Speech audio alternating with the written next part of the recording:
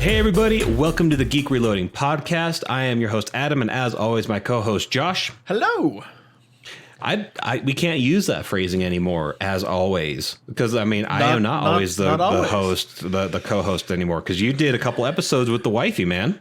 But I'm very happy to have you back. I had fun with Mindy, and she's great, but she did an awesome job. She did a really good job, though. I was busy with all sorts of noise. And so the fact that she jumped in was just awesome of her. Yeah. And she had a lot of fun. So we'll be doing more episodes with her. But yeah, anyways. But now it's my time. Welcome back. I'm back. I'm so happy.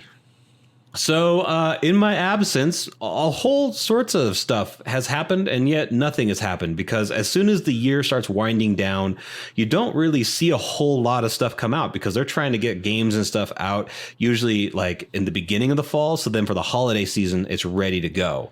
Yeah. So, this one is primarily, we want to talk about the biggest news outside of Cyberpunk being kind of a mess right now. And that's the Game Awards was last week. And, they did the whole big thing that they usually do. But this time it was COVID friendly, I guess not friendly, but COVID safe. Nothing's COVID friendly. We don't want COVID to be friendly. No. But so they did a safe version where it was all digital, and they had a really cool event. Actually, I watched the entire thing. Did you watch it, Josh? I did not, actually. I've just listened to a couple podcasts about it, and yeah, that's nothing wrong with that. What's nice is, honestly, I think that the video game awards show vibe, I don't necessarily think it has to be live. I think that they did really well without a huge audience, without all that noise going on. They had some cool live performances by musicians and stuff. It was a pretty cool thing. So if you get a chance, man, you should watch it. I probably will. I've got a lot of time on my hands. But if you just want to hear the winners, that's what this entire episode's about. We're doing the Video Game Awards episode where we kind of go over stuff. Now, Josh and me, we're gamers we're leisure gamers. It's not like we played every single game this year. It's not like we even played most of them. We played the ones that were interesting to us. But this was a culmination of a lot of different genres and different areas that give out awards. Do you know how the awards are actually classified? I don't, actually. I haven't really paid attention. I'm usually not into the awards because I'm so... I like the dark horses, the indie games, all that. Sure. So, yeah. So within our gaming group that we run, a lot of people get really upset when the Game Awards come around because they're like, this game shouldn't have gotten this nomination or whatever. And what they realize is that it's not audience based. The way that the Game Awards actually choose video games to go in the categories and eventually actually choose the winners is that they actually bring on developers, game players, notable names in gaming, whether it's podcast hosts, hint, hint, or people who do like video game news. You have people who are also doing reviews and major websites that are gaming websites. They actually select people to be on the panel to vote for the video games, and that's how they hand out the awards. Yeah, and so it's pretty much the elites, the people that are that make a living off of games. Yeah, the people that are in the industry, like they have their finger on the pulse of the industry. That is the biggest thing. So it's not the everyday gamer who's going to rant on our Facebook group, about these actual games. It's the people who are going, hey, in the industry that I'm working in, this is a game that captivated this category. Exactly. And so that's kind of where it comes from. Now, Josh and me are very... we have our genres, and a good chunk of these game awards are areas that we just don't even travel in. So we'll skim over those. If you want to get more info on those categories, you're going to have to go to a different podcast because that ain't us. Yeah. And so we're going off of the website, thegameawards.com/nominees. Yeah. Now it's got, it's got the winners and everything because they're all passed, but there's a lot of this stuff that we're going to be like, cool, this is a category. Here's the winner. Okay. Yeah. Next. So yeah, the ones that we'll deep dive in and we'll give all of the nominations and maybe even debate maybe missed opportunities or people that we feel might have should have been on there. Yeah. Those will be ones that we'll be more interested in. But for example, the first category is best esports team. Josh, do you watch esports? Nope. Yep. Neither do I. I have watched a lot of stuff, but it's way after the fact. It's never during the the sport, whatever. Like yeah, but during the compe- actual tournament or competition. Yeah. It's a YouTube. Hey, this is what they did, and when I get in, like watching the Overwatch League, like yeah. years after the fact, even is so interesting to me because I like that game, but it's not. Anyways, What's kind of like, I mean, my foray into esports, I did follow Smash a bit, and I used to follow back in the day Street Fighter versus Capcom. That was nice. and that was ages ago, but even that, it was like light touch. So yeah. anyway, so it's this just area is enjoying. not. This is not an area we're in. I have friends that are in the esports genre, and that's literally like the only type of gaming that they're into because it's so immersive and there's so much to go into. So it's not like it's a small thing. It's just not our thing. That's all. Yeah. So also really quick, we're starting from the bottom of the categories and working our way up. So yeah, because they had Game of the Year at the top. We're not going to start with Game of the Year. You got to end with the Game of the Year. So yeah, for sure. all right, so best esports team, G2 Esports from League of Legends. Have no idea. Like they're obviously they got good. nifty shirts. They do. Yeah, and they look really serious. Yes, they are very serious. All the other teams, no, one other team is serious, but everyone else is laughing and smiling and all that. So it's kind of cool that they give a brief description of what they are judged on, and it's outstanding performance as well as conduct. So I guess you can't be a taint and get the best esports team. oh, I love that. That just makes me happy. Yeah. Yeah, it's nice that there's the don't be a dick answer. That's really nice to have. Always. Always. That should be built into everything, I think. It really should be. So moving on you're to amazing, but you suck. Yeah. Yeah, Go screw yourself. The entire idea behind like shit talking in gaming, I'm not gonna lie, I feel like it's overplayed. But maybe in an esports arena there is an edge when you're talking shit directly to the person when you're competing against them. Maybe that's something that works out, but I don't know. So maybe it's just not worth it to me. Nope. All right, so next category is best esports host. No idea who any of these are. Yeah, and dude, I'm not going to say the name. You started this one. You have to finish with the name of the winner because I would butcher her name. I'm going to butcher her name. Good. Respect and much care for Effie. FJ Schultz? Okay, so it's FJ Deportante. Portere. I don't know. Yeah, something like that. And her gamer tag obviously is like SJOKZ. My goodness. The day that this becomes a famous podcast and she sees us at an event, she's going to slap our mouths because we did a terrible job. She's going to come up to us and she's going to be like, and I'll be like, just slap me. You know what? You get a free slap. Just slap. Yeah, go ahead. Yeah, she's going to go remember and we're going to stop her right there and be like, nope. We're sorry. Just sorry. Commence with the slappings. It's fine. You deserve to slap both of us. But anyway, moving on away from the host. Best esports game. Yeah. Now these ones we know. We've seen some of these. Hooray. I like this because I love the concept of esports. I love the fact because some of these like gamers are insane. Like I remember reading about a team that they would get into Halo way back in the day when esports was just new. Like they'll practice, okay, we need to do better with our grenades. So that's all we do for 4 or 5 hours. They're literally only throwing grenades. Like that's insane to me, but they actually really care about their craft. So these esports games, I really like the idea of. Yeah, so we'll give a brief rundown of the nominees. It was Call of Duty Modern Warfare, Counter-Strike Global Offensive, Fortnite, League of Legends, and Valorant. Valorant. And honestly, like, all these games I've watched, all these games have their own things. Like, Modern Warfare is such a tight game, in my opinion. It's just constant. Global Strike Offensive is, it's CSGO. Like, yeah.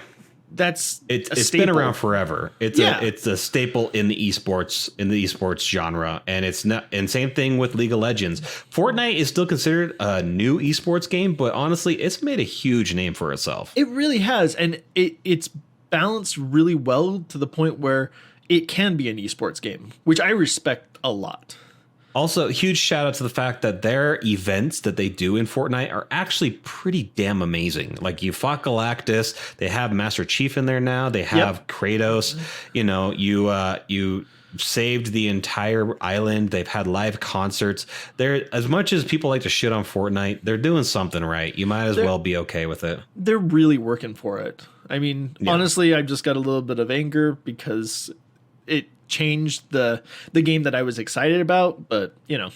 Yeah, but the game that you were excited about, the original version, that's like hundreds of millions, not billions worth of like actual income and profit. I don't even think 100 million would be even close to what the original Fortnite made. I don't think it was that great at all. Yeah, but I mean, you can still mourn the loss of that. Valorant, have you heard anything about it? This is the new one that came out recently, right? I've watched a lot of the achievement hunters. They play this once in a while, and I honestly really love it. I just love watching it, but you know, I suck at competitive games, so maybe I need to get back into that. Try my heart. Anyways, the winner of this was League of Legends, which honestly I don't see as a big surprise because League of Legends is huge in America, but it's dwarfed outside of America. Yeah, it's probably League of Legends is probably the largest. It's either that or Dota are the largest of the battle arena games for esports. I think Dota is actually kind of falling off a little bit. Don't get mad at me. It's not like I know anything. So yeah, but League of Legends is like a thing, like is the thing from what I understand.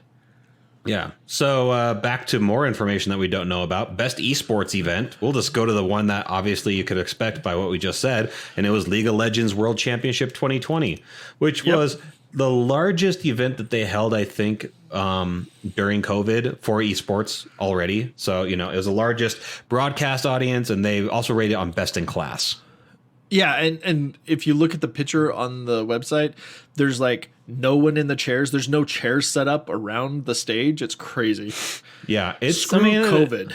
Yeah, they were able to adapt. That's what matters. Now, really quick, I just have to say, you know, the Overwatch League grand finales was robbed because Overwatch is awesome to watch. I'm just going to say that. I like Overwatch, but I've seen both and I don't get either. I like the gameplay in Overwatch. Like my wife and I are actually playing with the idea of picking it back up, which would be a lot of fun because I love playing games with her. But seriously, I know the League of Legends, like those guys are dedicated. Yeah. So next one is Best Esports Coach, and that was Danny Zonic Sorensen for Counter-Strike Go, CSGO, Counter-Strike Global Offensive. Yeah, no idea. The fact that you have coaches, the fact that it's become a university league team option and everything, and now high schools are also having esports teams, and even junior highs, that's definitely showing that there's obviously this is not going to be something that's going to be going away anytime soon. Yeah, and I think it's really cool because I mean, back in the day when we were growing up in junior high and high school, like gaming was not a thing. You didn't really talk about it. You had certain friends that you kind of talked about it with, but that was it. Like, it wasn't a thing, and now it's a thing, which is awesome. It's nice that it's just become a staple. It's just a part of everyday life now. Like gaming is no longer this fringe thing or even seen as a fringe thing. That's pretty awesome. So let's move right along. Best esports athlete. Hyo Soo, also known as Showmaker. No idea. He's in League of Legends. He's obviously a badass. He's obviously good. Yeah, no idea about him. So cool. Good for you. I'm very happy for you. Let's move on. Yeah. This is finally the one that I'm like, oh, I'm down with all this. I know 3 of these really well. I've watched a lot of stuff. I know of 4 of them, and I only know 1 really well. So best debut game, it was between Carrion, Mortal Shell, Raji, an Ancient Epic, Rocky. It's a weird O. Rocky, not Roki, and Phasmophobia. and the winner was Phasmophobia. Now, Josh, which of these do you know? I've watched a little bit of play on Carrion, which is such an interesting concept, I think, for me. I've watched an entire playthrough of Mortal Shell. Like, I've watched that. It's crazy. And Phasmophobia, I mean, if you are on YouTube, you've watched this. Yeah. Yeah, I love Phasmophobia as an idea. I haven't played it yet. I think that game is such a cool idea for a game, and I love that it's kind of got the same. To me, it's got the same kind of vibe gameplay wise as Fatal Frame and stuff, where you're in this first person perspective with ghosts going on. I'm totally down. See, and I think this is gonna be the game to start an entire franchise. I just hope it connects with VR. Like, well, yeah, it's already in VR. Is it? Yeah, Holy you can play it on shit. PC and VR. I think that's already guaranteed on that. Oh, yeah, damn. there's so many things. We had a little while ago in our group. We had a what's your favorite horror games? One of our members put up there, and so many people talked about Fatal Frame and Condemned. Both have a first person perspective in certain parts of the game, and I think that there's something about that where you can kind of have a lot of playthrough. People talked about Fear and about Outlast, but Phasmophobia is a new version of that, and it plays on the ghost hunting elements and stuff, and it's just a really cool game. Well, and it's also something fun to just kind of do, and like it's really interesting because you've got two very different like groups of people. Like you have the people that are just new to it or just learning it and how they go through it, and then you have the people that have played this for lots and lots and lots of hours and just see how connected they are to it and like what the game has done to kind of challenge them still. Like I watch a lot of girlfriend reviews like on Twitch and stuff, and she's played this a lot, and it's so interesting to watch her and her group go through this and just have a good time. Oh, That's so awesome. we forgot to say the winner is Phasmophobia. Oh yeah, winner's Phasmophobia.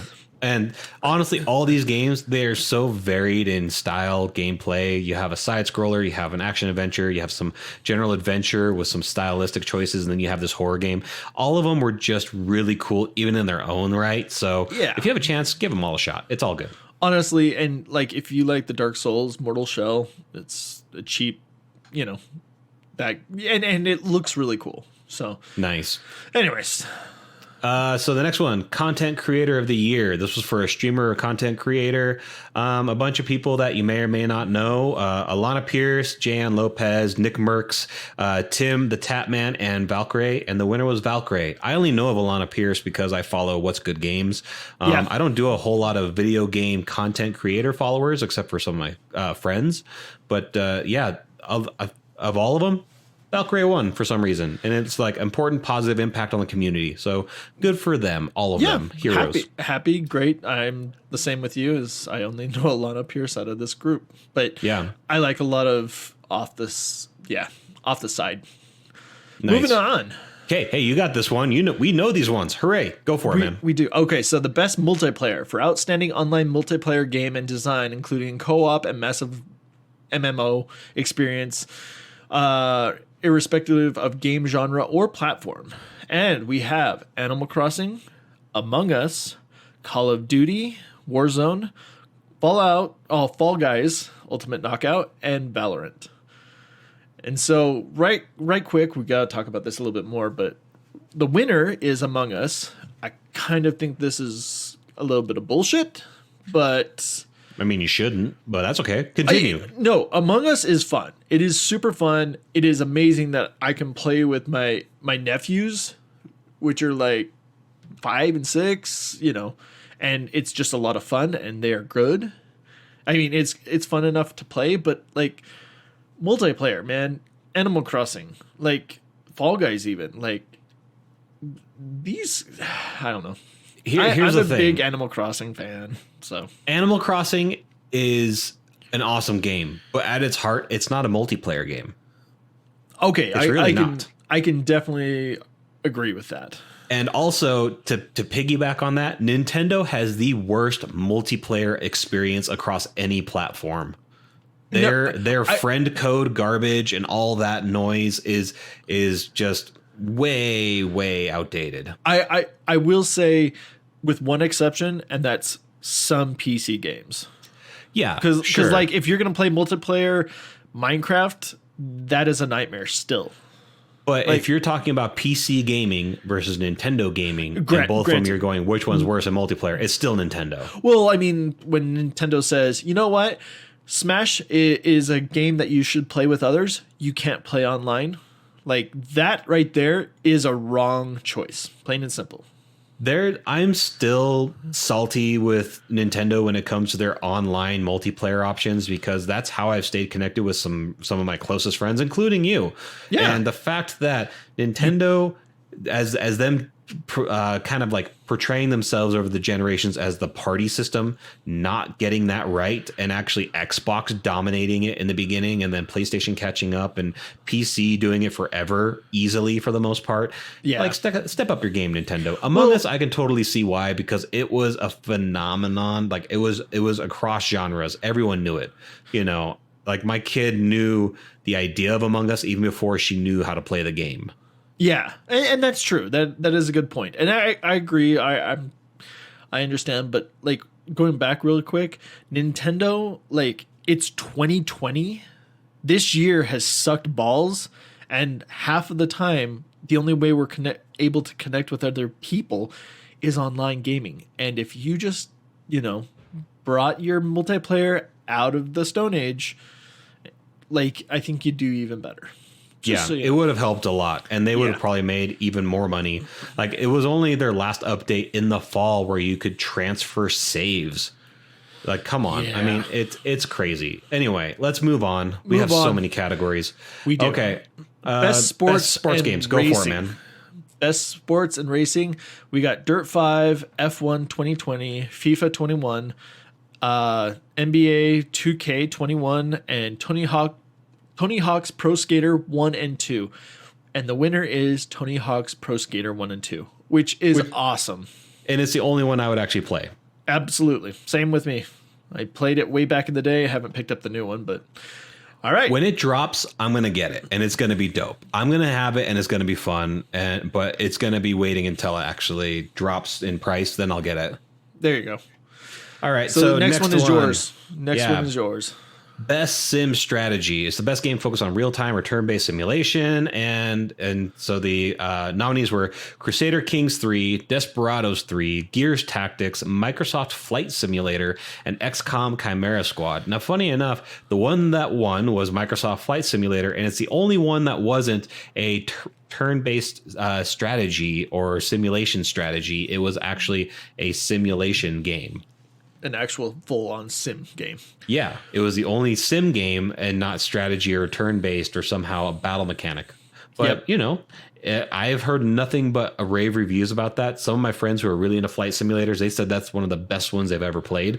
So That's good cool. for it. Yeah, that's awesome.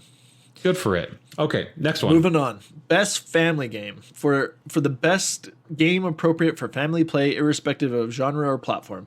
The games nominees are Animal Crossing, obviously, Crash Bandicoot 4, Fall Guys Ultimate Knockout, Mario Kart Live Home Circuit, Minecraft Dungeons, Paper Mario The Origami King. The winner of this is Animal Crossing. And that's well deserved. Yes. It absolutely should have won, because the other ones don't have the same feel-good vibe in my brain. I don't know. I just don't feel like the other ones can hold a candle to Animal Crossing. Mario Kart is of the devil if you want to get into fights. Minecraft Dungeons, there's not enough for things to do, I think, even though I haven't finished it. I really Also, like it. It's fun. It's interesting, but yeah. I think Mario Kart Live, the home circuit, it's the one where you set up the sensors and you have the cameras on the cars and stuff. I think it's gimmicky. I don't even think it should be in here. I agree. And I mean, but it's really like you could have thrown any game in here and it's not going to win Animal Crossing. Yeah, that's true. So family game. Yeah. Animal Crossing definitely deserved that. That was a good one. Absolutely. Okay, so moving on. Best fighting, Josh, go ahead.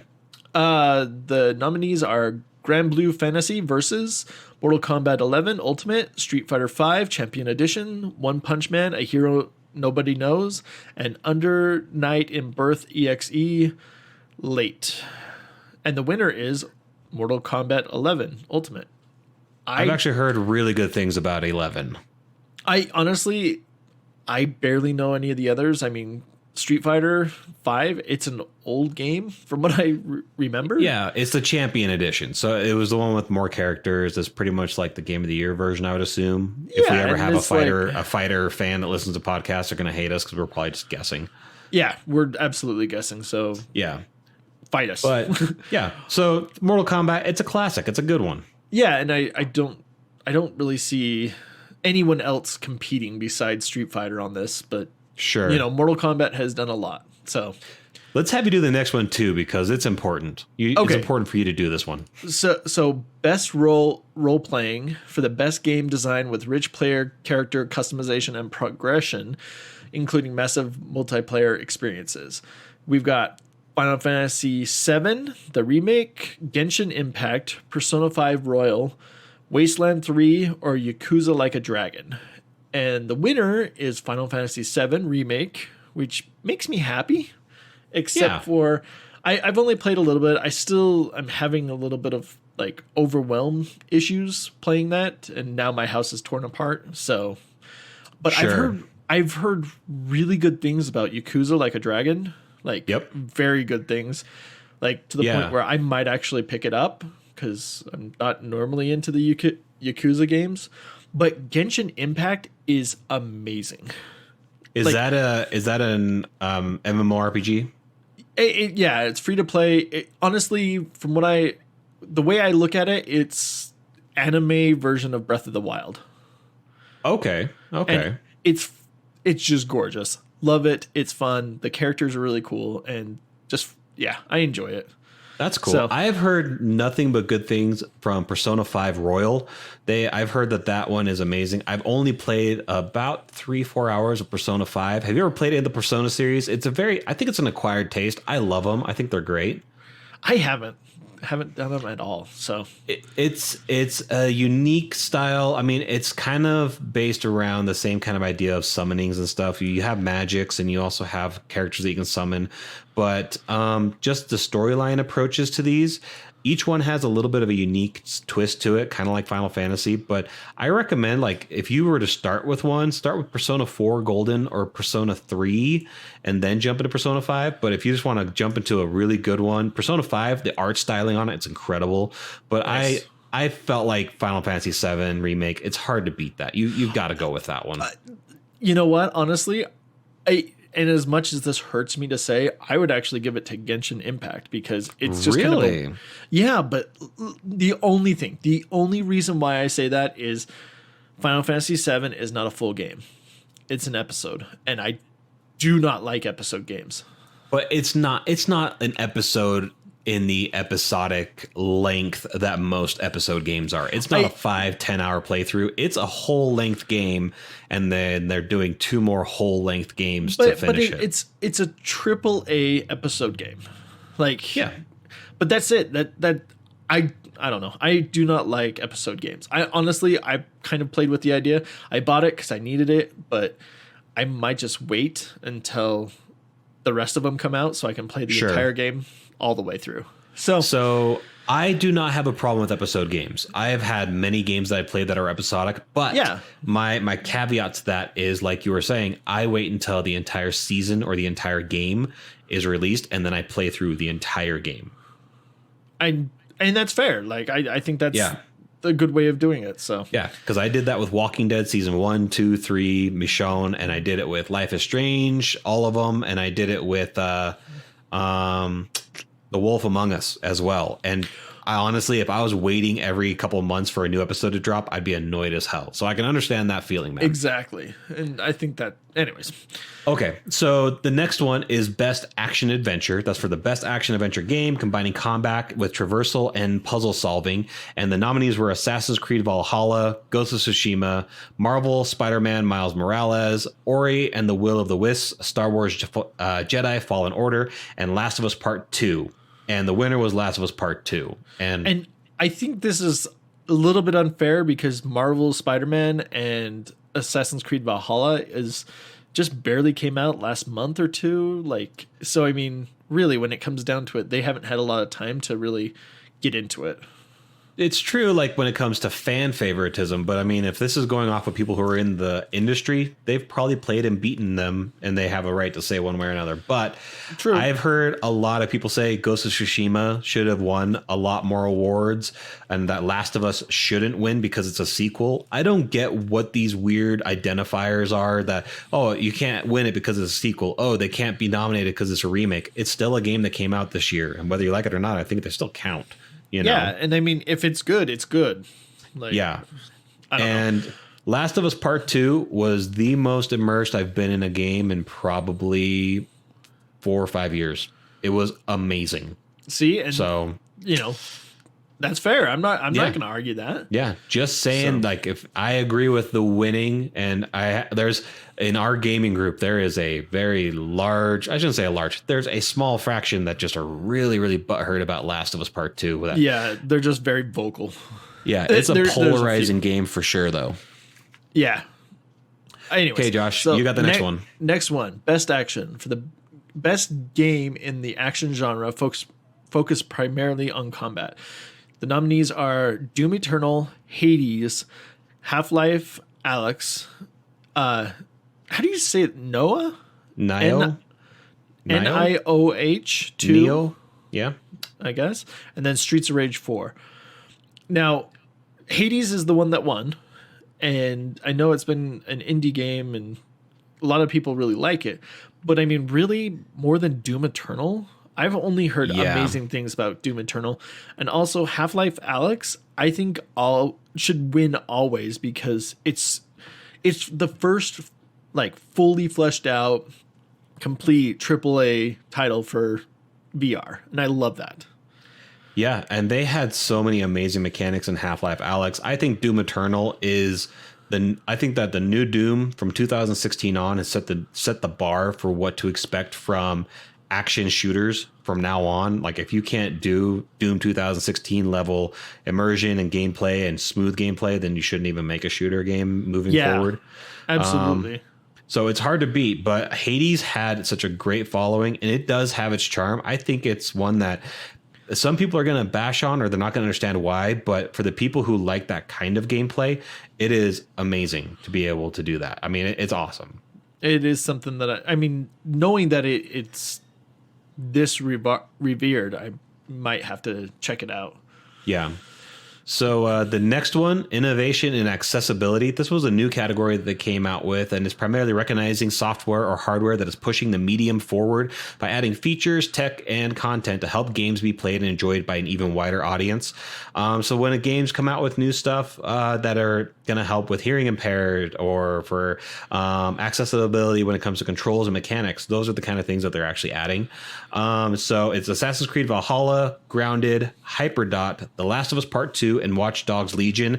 And the winner was Last of Us Part 2. Honestly, I don't know enough across the board what each game did to help with accessibility. So I'm just going to say, sure, I guess Cool. that it won it. Yeah. Yeah, great. Like, we just don't know enough to keep going on this. Yeah. Anyway, go ahead, man. You're All right, next up. So the next one is best VR AR. So for the best game experience playable in a virtual or augmented reality, irrespective of platform. The nominees are Dreams, Half-Life Alex, Marvel's Iron Man VR, Star Wars Squadron, The Walking Dead Saints and Sinners. And the winner is Half-Life Alex, which makes me happy. And I think that it deserves it. I mean, just the strides they made in playability and features and just how well the controls and everything worked. It was hard to beat. You can't beat that. Well, and it was also like, hey, you can actually have a full interactive, amazing, well done AAA VR game, which we haven't really had until Alex. So I love it. Love it, love it, love it. Nice. So the next one is best community support, recognizing a game for its outstanding community support, transparency, and responsiveness, inclusive of social media activity and game updates and patches. The nominees were Apex Legends, Destiny 2, Fall Guys, Ultimate Knockout, Fortnite, No Man's Sky, and Valorant. And the winner was Fall Guys Ultimate Knockout, which if you've ever followed their social media and if you've ever seen how they handle their community, it was well deserved. I mean, it's such a kooky game and there's so many things that it's not necessarily, it doesn't seem like it's that technical or that it would matter so much to have a community support that is really, really a pinnacle, but it really is a great community base that they have. And the reason why is because of their support that they give.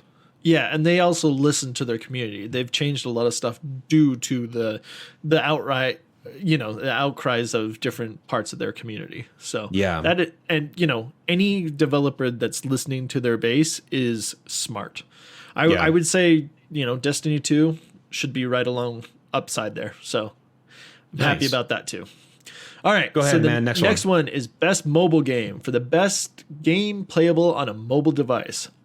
The nominees are Among Us, Call of Duty Mobile, Genshin Impact, Legends of Runeterra, and Pokemon Cafe Mix. And the winner is Among Us. And I think we should all agree this should win. Yeah, just because that's it. End of story. It's fun, it's cool, it's enjoyable, and everyone can play. Even if you suck, it's still fun. Yep. And for a free to play, it actually was really smooth on mobile, which was really impressive. Yeah, exactly. And the only reason why I wouldn't say Genshin Impact should be a higher running in this is you should be playing it on PC. It's gorgeous on PC. Yeah. So the next one is Best Indie for outstanding creative and technical achievement in a game made outside the traditional publisher system.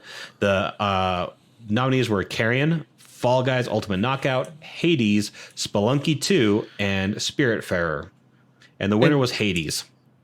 I've just got to pick up this game because Spelunky 2 is amazing. Fall Guys is amazing. I don't know really about the other two, so I know a little bit about Carrion, but I wouldn't say it's best. So yeah, I mean, if Hades is this loved and revered, maybe I should pick it up. Yeah, you should pick it up and give us a review, man. Yeah, maybe I'll have to. Because I love Spelunky 2. My wife bought it for me, and oh my gosh, and I just watch YouTube videos about it now because I just love. It's sad. Oh, anyways, let's go on from there. Okay, next one. All right, so best ongoing award to a game for outstanding development of ongoing content that evolves the player experience over time. And the nominees are Apex Legends, Destiny 2, Call of Duty, Warzone, Fortnite, and No Man's Sky. And the winner is No Man's Sky, which I can understand on this, honestly, because you got to figure No Man's Sky was not the greatest in the beginning at all in any way, shape, or form, and they have brought it into a really amazing game from what I've heard. I haven't played it much, but my brother loves it, and anyways. I disagree, because if you're starting with you made a shit game and then your best ongoing efforts are to fix the mistakes you made, I don't think that's a good enough answer. I think that Fortnite should have taken it, honestly.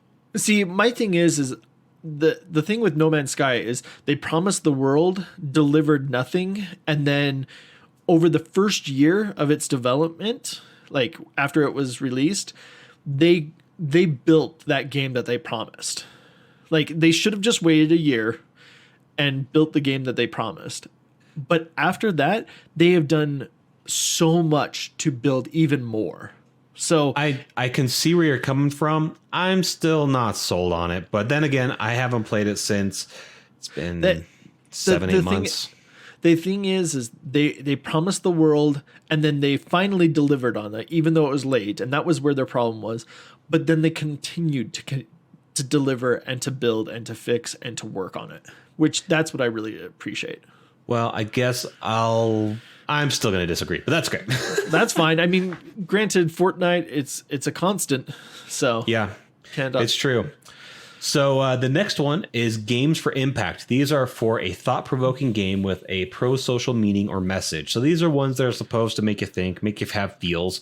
The game nominees are If Found, Kentucky Route Zero, the TV edition, Spiritfarer, Tell Me Why, and Through the Darkest of Times. And the winner was Tell Me Why.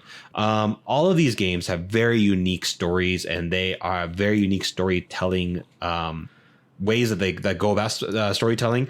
But Tell Me Why is by Don't Nod Entertainment. It's the same people that did Life is Strange, and they know how to tell stories. This is on my list of things to play. I am so stoked for this game, and I'm happy that it won. Nice. I have no idea about any of them. So. Yeah. I know about If Found and about Kentucky Route Zero. They're on my list of games to either play or watch a playthrough of. I've heard good things about Spiritfarer, but I just haven't seen anything about it. Like, I don't know the game itself, but I just heard really good things about it. Oh. So, yeah. Anyway, next one. So, next one. Best for performance. Award to individual for voice acting, voice over acting, motion, and or performance capture. And the nominees were actually not voice over acting, voiceover acting. Okay, that I actually read it the way I said it, and yeah, thank you for voiceover acting, not voice over acting. But yeah, voice acting. That's exactly. Yeah. Sorry. Okay. So the nominees are Ashley Johnson as Ellie, Laura Bailey as Abby, Daisuke as Jin Sakai from Ghost of Tsushima. I can't talk today.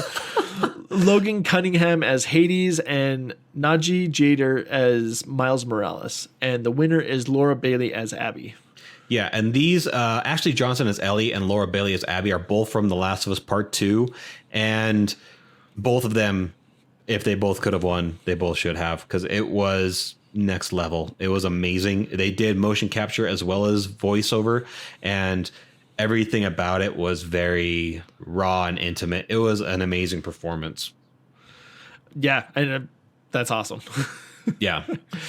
Okay, next one is Best Audio Design, recognizing the best in-game audio and sound design. The nominees were Doom Eternal, Half-Life Alyx, Ghost of Tsushima, Resident Evil 3, and Last of Us Part 2. And the winner was Last of Us Part 2. I agree on the winner. However, this category, all of these games were amazing at. But I will say, like, I've heard a lot of stuff about how Doom Eternal, like, just gets you pumped. Yes. Because of the music and audio. The sound design across the board on Doom Eternal is incredible, because from the very first game, the way that they chose how to design their music and how it incorporates into the game, and then also all of the gun noises, all of the squelchy death noises, all of them, it's amazing. However, The Last of Us Part 2, the sound design in it, just certain things, man, were incredible. Like, there are enemies that they interact with each other by whistling. So, like if they find someone down, they'll whistle a certain way. If they get shot, they'll whistle a different way if they can. There's all these different things. And when you whistle, if you have a good gaming headset, you can hear the whistle in front of you wherever they are, but then you'll hear it echo off of a building behind you, and you hear it, like, just the design overall in that game, everything about it was just amazing. It was. And Resident Evil 3 was good too. It was awesome. But yeah, Last of Us, they deserved it. Okay, next one. All right, best score and music. For outstanding music inclusive of score, original song, and or licensed soundtrack. And the nominees are Doom Eternal, Final Fantasy VII Remake, Hades, Ori and the Will of the Wisps, and Last of Us Part 2. The first time Last of Us didn't win, and the winner actually was Final Fantasy VII Remake. And I agree with this. This is it really gives you a lot of, like, emotion just by the sound. Yes, I actually agree with you on this, because I think that Nobuo Uematsu, the original composer of Final Fantasy X all the way to 1, he's one of my favorite composers of all time, and his stuff is amazing. And the way that they took his original scores and they updated them and everything was just beautiful. They did the same kind of thing with Final Fantasy X when they did the remakes, and just the way they did it, just the nostalgia, everything else, it was hard to beat. I think that it was a good win. Yeah, and you have those little connections to, like, songs that you've recognized from before, and just, like, these little threads into the places where you weren't expecting them, but it just absolutely amazing. Yeah. So the next one is Best Art Direction. This was Outstanding Creative and or Technical Achievement in Artistic Design and Animation. And the nominees were Final Fantasy VII Remake, Ghost of Tsushima, Hades, Ori and the Will of the Wisps, or The Last of Us Part 2. And the winner was Ghost of Tsushima. And I think it's a valid win. The art direction in this and the stylization is just beautiful. It's gorgeous. Absolutely. It's really nice. I mean, granted, my heart still is with Final Fantasy, but like... It's nice not to be resting on a old game that way. Yeah, I was gonna say it's hard to really like push the art direction when you're working off of a pre-existing IP. Yeah, you know, there's a certain amount that they're still expecting. However, how they updated it on Final Fantasy VII, I loved. I thought they did amazing. So there's that. Oh yeah. All right, so the next one is Best Narrative for Outstanding Storytelling and Narrative Development in a Game. And the nominees are 13 Sentinels, Aegis Rim, Final Fantasy VII Remake, Ghost of Tsushima, Hades, and The Last of Us Part 2. And the winner is Last of Us Part 2. Not going to argue with you. Yep. Not going to argue. I can't argue that either. I still think, like, a lot of people said that Ghost of Tsushima was a better narrative. I disagree. But however, it was a very strong running this year. I think that all of these games, I haven't seen 13 Sentinels, but the other ones, yeah, totally could have won. But I think it was still correct. I see, and I personally, I wouldn't put Final Fantasy VII in this. It's really, it's the narrative of the old game. Like what innovative crap are they really putting into it? They're telling a story that we love again. Cool. I mean, but they did also add a lot of content to it. They added a ton because it wasn't in a 10, 11 hour playthrough. Like it was a solid 30, 40 hour playthrough on this single first third. However, yeah, I can see what you're saying though. But you know, The Last of Us Part 2 told a brand new story connected to a story that we knew. Like that is true. That it's, I don't think it's much of an argument there. Okay. Anyway, next one is Best Game Art or Best Game Direction. And that's awarded for Outstanding Creative Vision and Innovation in Game Direction and Design. And the nominees were Final Fantasy VII Remake, Ghost of Tsushima, Hades, Half-Life Alyx, and The Last of Us Part 2. And the winner was Last of Us Part 2. And once again, not going to argue with it. I loved it. Nope. I actually followed the podcast episodes that they had for The Last of Us Part 2 production team, talking about how and why they were doing certain things in the sequel. And it's a really interesting listen. It's only like 5-6 episodes long. If you want to ever listen to it, it's produced by Naughty Dog and it has the director and the producers and everything, as well as voice actors on there. So take a listen if you want. Nice. And that's the big one, Josh, the big one. Go for it. The last and final, category of this year is Game of the Year, recognizing a game that delivers the absolute best experience across all creative and technical fields. So that is some really high level crap. So on here we have Doom Eternal, Final Fantasy VII Remake, Ghost of Tsushima, Hades, Animal Crossing New Horizons, and The Last of Us Part 2. Surprise, surprise, not at all. Last of Us Part 2 won.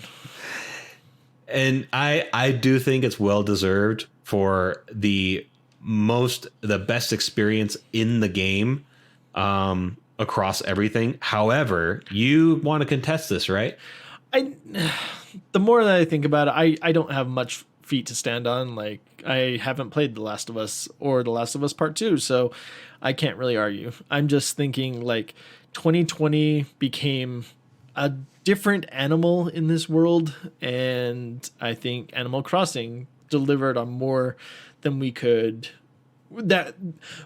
what we needed in this year. What I will say to your credit is that Animal Crossing has longer standing power and has longer, like it's just a longer game when it means, because I mean they're still coming out with new updates, they're still coming out with seasonal updates. This came out with the winter update, things like that, and it's a game that my wife is still pulling up and playing, probably once, twice a week, and it's something that there's more lasting power there. The Last of Us Part 2, I beat it once and I immediately want to play it again, but You play it the second time and you're like, okay, I'm good. Yeah, it's not like I'm going back and I'm playing it every week, though. So I'll give that to Animal Crossing. In this day and age where we're just all trying to survive this together, I can see why Animal Crossing would be on there for Game of the Year for that reason. That is the only reason why I would say Animal Crossing should have won for Game of the Year this year.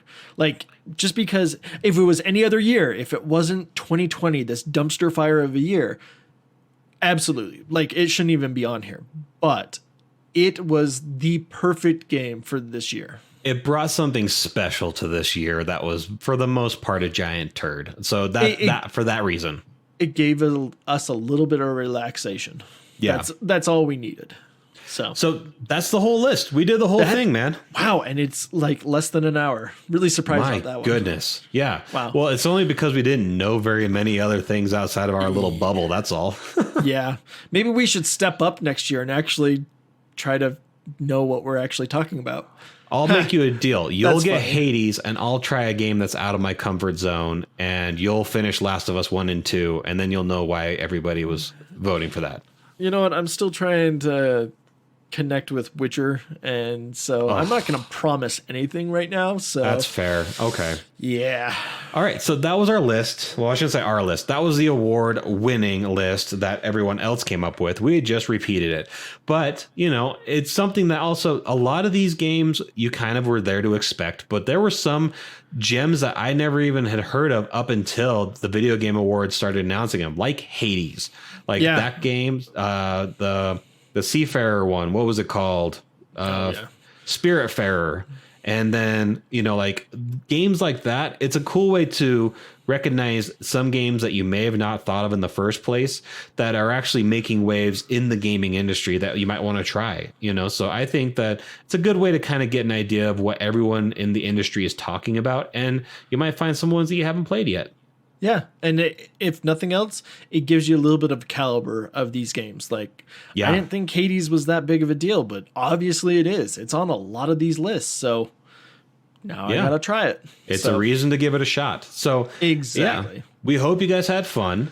Thanks for joining us. All of our info stuff's at the end. We appreciate you guys hanging out. It's good to be back and everything, but I'm feeling rusty, and you guys were killing it. So we should mix it up more often, maybe. I don't know.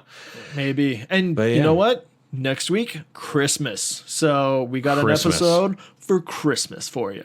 Yeah, so we've got a bunch of fun stuff. Next time is going to be a bunch of like trips down memory lane and stuff, and stuff that you should maybe try this Christmas. We'll see how it goes. Yes. So love you. Thank you for joining us, and we will chat with you later. See ya.